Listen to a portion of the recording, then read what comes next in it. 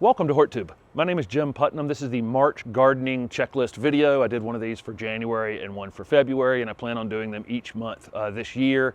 Just to let you know, I'm in Zone 7B, almost Zone 8 in central North Carolina. And so the things I'm talking about in this video obviously will be a little bit later if you live north of me in Zone 4, 5, or 6. And if you're a little behind me in Zone 8, 9, or 10, some of these things, if you haven't done them, it may trigger something and you can get on them pretty quick. But I'm just kind of in the middle of all of you that are watching this right now. So I hope these videos are helpful. Obviously, I will not be able to come up with everything that can be done in a March garden across the entire United States. That's not an actual possibility. So the things I miss, if you would, just add them down in the comments below this video, because like I say, I'm definitely going to miss something, and if there's something very obvious to you that I don't say, please do add it, and it will help people watching the video in the future. Okay, so let's get started. A lot of these things will duplicate from one month to the next. Just because I said in February it's a great time to mulch doesn't mean that March isn't also a great time to mulch. So let's kind of start there and go over some of the things I talked about in last month's video that are still perfectly fine to be working on right now. And one of those things, especially for people further north, as the ground starts to thaw, you can do a lot of bed prep and preparing spaces that you're going to be planting later in the season. I did a series of videos in this yard. This is a new place I moved into in the fall. There's house construction going on, all kinds of new landscaping going on. I started with just kind of a blank slate just a few months back. There is a series of videos that I have that starts with from soil testing through, I have the drone up above the yard here where I laid out this grass space that I'm standing in these beds and mulched them and composted them and did all the prep. So if you want to go back and watch any of those, it would be good to work on those projects first. I said in last month's video that a lot of times we go to the garden center, go to the box store, wherever you shop for plants, and we buy plants and then we bring them home and then we decide where they're going to go. March will be a great time to spend trying to figure out, get ahead of it.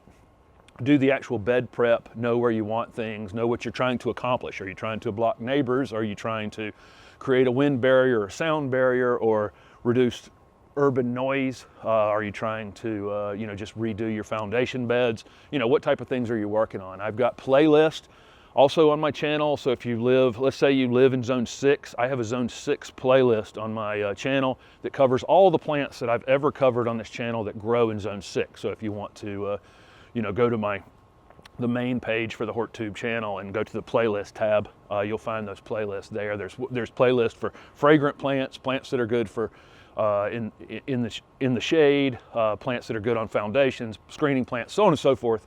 Those things may be helpful in your planning. But what I did here was I cut in the beds where they're going to be. I laid down a generous amount of compost. I mulched over the top of that. So now when I pull the mulch back and I plant, the compost gets mixed in as I go.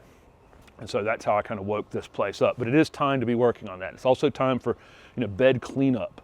And if you have perennials that died back to the ground from the previous year, getting all that stuff cleaned up, getting the last of your leaves removed, and just being ready for the season. But this is a perfect time to mulch because you've got a lot of your spring weeds are close to germinating now. So if we can just kind of put a cap on top of them, and it will prevent a lot of them from germinating. Like I always say, you're never going to prevent all your weeds, but that is a good strategy, mulching very early in the season. Typically, like I say, you're going to go buy plants, you're going to put them in the ground, then you're going to mulch. By then, a lot of things in your yard will have germinated by mid to late April. So let's move on from planning and preparation and talk about plants. What type of things that what we can do with plants in the month of March. I'm in the Southeast United States, and it's an absolutely great time to plant in the month of March, but be careful. Don't buy plants that have a tremendous amount of new growth on them in the month of March and put them in the ground. My frost-free date isn't until April 15th. Those of you south of me, your frost-free date's probably closer to the beginning of April, and those of you north of me is probably closer to May or maybe into May. So be careful putting plants in the ground that have a lot of new growth on them. But once you can dig in your area, if you find plants that have been acclimated through the winter, they've been outside during the winter, they're not showing a lot of new growth on them, but they look healthy, buy them and go ahead and put them in the ground. Absolutely no problem. Be super careful. I was at a box store yesterday and they had geraniums outside. It's the last week of February. Our frost-free date isn't until April 15th. Geraniums definitely cannot be outside until, you know, that time. You know, any kind of frost would damage them.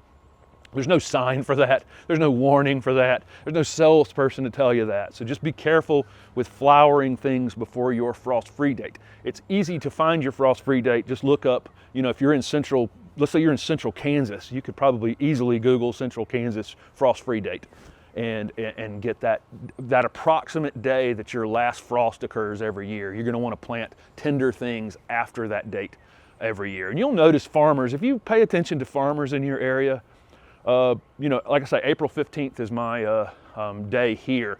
Farmers don't even crank their tractors here until April 15th. They don't even know if the batteries are good on their tractors. They're not doing anything until then. They've been burned enough. So just follow, you know, what the farmers are doing in your area. When they start busting up the ground and that kind of thing, it's probably close to the time you can start putting tender things out. March is still a great month to transplant shrubs and trees, as well as dig up and divide perennials. If you're in the north, you can plant things like snapdragons and pansies. You know, this time of year. For us, that's a fall planted crop. If we plant pansies now, they kind of burn out in the summer. So at this point, we would, in the south, we'll just wait for, you know, warm season annuals. Other cool season annuals you can be putting out are lettuce and any kind of leafy greens. You can plant your peas right now. And like I say, you should be able to find all the brassicas, the broccoli plants, and you can start those from seed as well. But you know, any kind of you know, broccoli, cauliflower, kale, that kind of thing. It's definitely time. In the southeast, we can go ahead and plant those things outside. I have already planted my lettuce and planted my pea seeds and that kind of thing. We have a kind of a short window here to grow those things before it gets too hot in the lettuce bolts and that kind of thing. You guys in the north have a little bit longer, and it's not quite time to put those things out for you anyway. This is also the best time of year typically to find asparagus, you know, bare root asparagus, and strawberries, and some of those things that you may want to add to your yard. This is probably the best. Most of the garden centers and box stores have those things in right now, and it's best to go and get them, even if it's a little too early to be putting them in.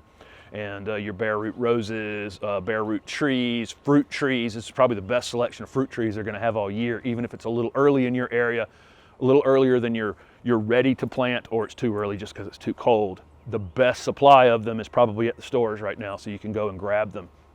Also, summer bulbs are there as well, things like caladiums and what else? Cannas they probably have right now, dahlias, tubers they're gonna have. They're gonna have lots of things that's gonna be a little too early to put in the ground, even for me. But they're going to have those things right now. Elephant ears would be another example of that, where they've got the bulbs already there. It's too early for me to put them out, but again, this is the best selection. So shopping for them, acquiring them, and then putting them in a cool, you know, dry place, and waiting for the you know, getting closer to your frost-free date. So let's talk about summer vegetable plants. This would be the time to be starting seeds for things like peppers and tomatoes. For me, like I say again, my frost-free date is somewhere around April 15th. You're going to see this video right around March 1st. That's a 6-week window for me to get my tomatoes and peppers plants to the point where I want to transplant them out into the garden. That's about the perfect amount of time. I would not be starting things like cucumbers if I was going to do those inside, which isn't really necessary anyway. Things like beans and cucumbers and a lot of those things can be just done direct seeded in the garden anyway. But if you're going to do them from seed, and you can do them from seed, I would wait a little while longer. I would close that window from 6 weeks. Those of you in the South can probably go ahead and start those things. You know, if you were going to do any kind of beans, squash, zucchini, those kinds of things, they're very fast from seed. And so if I started them March 1st, by the time I got to April 15th, the plants would just be out of control inside. I would have had to have potted them up several times. And so I just wait a little while on starting those seeds indoors. But definitely tomatoes, peppers. The other thing that would be a good idea to start if you're going to do any kind of flowers, if you're going to do especially perennial flowers, they take a little while longer typically. Let's say you were going to do cone flowers or black-eyed Susans or something like that from seed.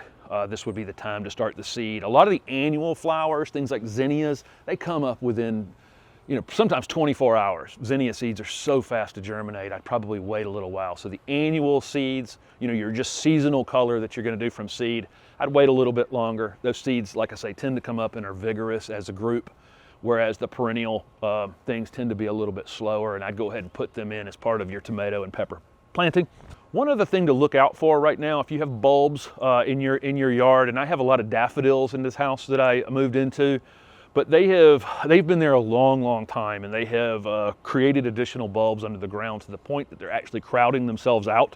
It is not time to dig them up and separate them, but it does need to be done. And so what I'm going to do is identify the groups of daffodils that I have that need to be divided later, and mark them with a flag, or indicate them somehow. Take a picture of the area, put some sort of little mark on the photo of exactly where these groups of bulbs are. You want to wait until the foliage, they're blooming right now. The foliage is going to slowly die to the ground over the next couple months, and after that happens, they can be dug up and divided. Sometimes you kind of lose them in the process, and so mark where they are, know where they are, and then I can go back in and dig them up later and give them to neighbors or divide them out into new space.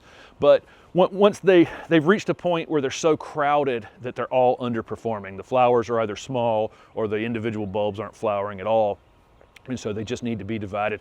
Mark those spots so that you know where they are later in the season after the foliage has died back and it's a little harder to find them. The next thing on the list is fertilizing. March is a great month to be fertilizing your trees and shrubs and perennials that you know where they are, and pretty much any, like the lettuce that I just put in the ground, any of those things.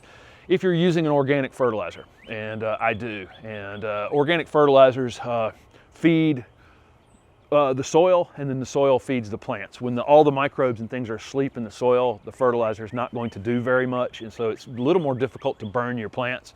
And you can put it out earlier, and it's just there and it's ready, and as the soil warms up, it will get your plant, it'll wake everything up, and everything will start the natural process. If you're using a synthetic fertilizer, a 10-10-10 or 13-13-13, something like that, which is, that's totally up to you. I'd probably wait a little bit longer, because those things can go right to work pushing your plants, and it's still a little bit too early for me to want to put a lot of new growth on things that could get stung by frost. So depending on what you use. If you use organic fertilizer, I grab it now, and I've got a couple videos on my channel again for what type of fertilizer I use and that kind of thing that you can easily find on the channel. So the next thing can be one of the most confusing things in gardening and landscaping is pruning. March is a great month to prune some things. I talked about cutting grasses back. This would be also the time of year to cut liriope back. This would be a good time to, like I say, clean up your perennial beds, cut all the old foliage. This is a great time to go into plants. You can see into them this time of year and cut out dead material and just in general clean up things. Any kind of general pruning, though, you have to be very careful with. If there are plants that you prune in the late winter, and I would include any plant that you don't care about the flowers on it.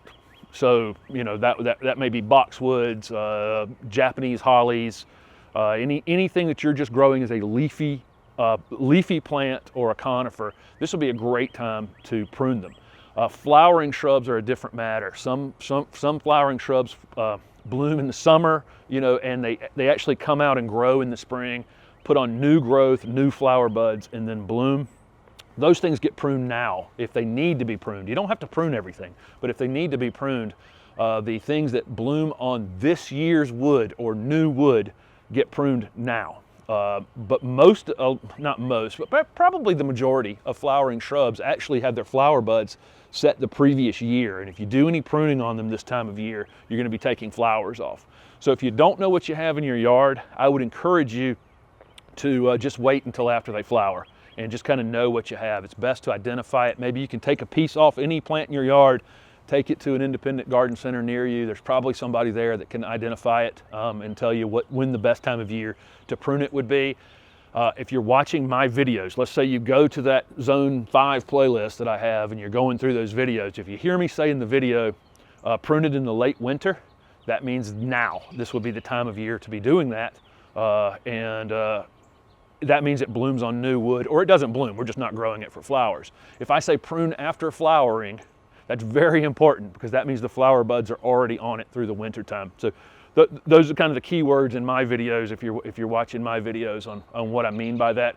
But here's a screenshot of some things that you could prune right now that bloom on new wood later, or they typically were not We're not growing them for flowers. This, of course, is not a comprehensive list in any way, shape, or form, but it is some things to know. And then here's a list. You can take a photo of this, of the things that you'll definitely want to wait until after they flower each year to prune them. And then right after they flower, one at a time, as things go out of flower, you can prune them. So the next topic is going to be about equipment and irrigation and things that aren't living things in your yard that need maintenance. I talked about in February. This time of year, February, March, is a great time of year to be working on your tools, to be greasing wheels on your wheelbarrow, and just generally, sharpening blades and changing the oil in your lawnmower, and just getting all those things ready to go. Sharpening your pruners and shears and that kind of thing, and you can, drop those off somewhere, I'm sure, and get it done at a reasonable price, or I'm sure YouTube is a good place to learn this. I haven't actually done any sharpening videos, and I need to, because I do sharpen my own tools here, but I just have never gotten around to doing any videos on it. But I'm sure you could find somebody that could teach you pretty quickly, how to sharpen up some of your dull tools. I've got a Pickmatic that desperately needs it. It would definitely be a benefit from being sharpened right now. So I'll put it on the grinder at some point. Maybe I'll video that when I do. Another thing is, this would be a good time to be thinking about irrigation. You can get your irrigation system. If you already have an irrigation system, start getting it ready to run this spring. If you're thinking about putting in drip irrigation, and all this new planting that I'm doing here will have drip irrigation during the year. And it's something I'm going to be thinking about now, about how I'm going to lay it out, how I'm going to install it. I have a video series, two or three videos, I think last year or the year before, on how to, just the basics of drip irrigation, how all the parts and pieces go together. Go back and watch that first video, and it may be helpful to show you how, it's pretty easy, really. The little components, parts and pieces of drip irrigation systems go together very easily. It's something you can definitely tackle, and maybe make it much easier watering during the season. It's also the most environmentally friendly way to water. If we can get the water between the mulch and the soil right where the plant needs it at its roots, rather than throwing the water in the air, it's definitely going to save water. So anyway, it is the time of year to be planning that. So go back and take a look at those videos if you're interested in doing your own, or hire someone, obviously, to come in and maybe set up some additional spigots and that kind of thing. This would be a good time of year to do that. Rip those things up, do those big things before you get started on your more detailed landscaping. One other non-plant thing is thinking about the birds, and I know you can hear them in all these videos. I have a lot of birds in this area. Sometimes I can't even think. They're so loud out here, but I have a bluebird house in the front yard, and it is time to get those cleaned out. They're looking for them right now. So if you have an older bird house, go clean it up and get it ready, and invite the birds into your yard.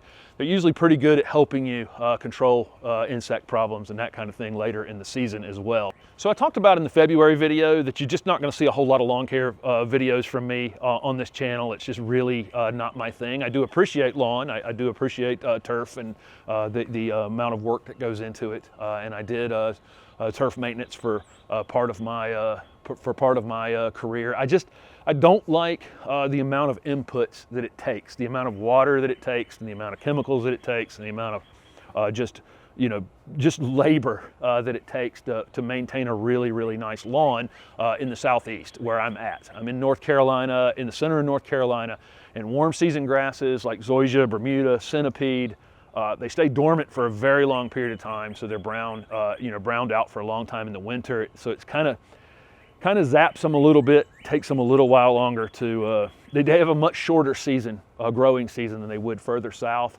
And then things like bluegrass and fescue, it's just too hot in the summertime, so they have a dormant season in the summer. And so I'm just in a spot where it's particularly difficult to have nice lawns. And I can ride around this neighborhood that I'm in right now, and it's difficult to even find a really nice lawn. And so that's part of it. And so that's part of the reason that you don't see on my channel a lot of lawn information. I typically in the fall overseed with annual rye and fescue, and it looks great through the winter, and my lawn is the nicest in the winter. For about 6 months out of the year, I have the nicest lawn in the neighborhood. The rest of the year, I kind of yield it to weeds. I know a lot of you don't want to do that. So this is the time of year to do pre-emergent herbicide.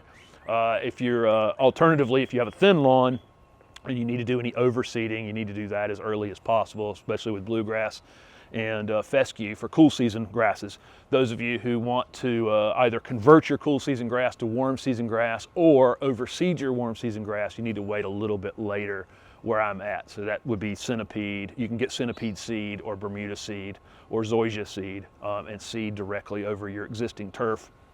But typically that's in April when we would do the warm season grass. But if you're going to continue with your cool season grass, March would be the best time to do any overseeding. If you're going to do chemical applications, make sure those chemical applications and overseed, make sure those two things are align. Make sure you're reading the products that you're using and making sure you're waiting the adequate amount of time between a chemical application and a seeding application. That's very important. If you do them at the exact same time frequently, that's going to have a negative impact. So many of the topics that I talked about in this video, from irrigation to planting to picking plants to cutting things back and so on and so forth, I have videos on my channel for. I have videos to help you plant, to pick individual plants. And like I say, they're in playlist by zone, or if you just want flowering shrubs or foundation shrubs, again, those things are organized on my channel on the homepage. So please subscribe to my channel. I'll be putting up an April gardening to-do list, and I actually do a weekly landscape update video in this yard that you can follow along with. There's a playlist called New House, and it goes from the beginning of the planning of this backyard space, how I laid it out. I did this from the drone, that's why I'm pointing up.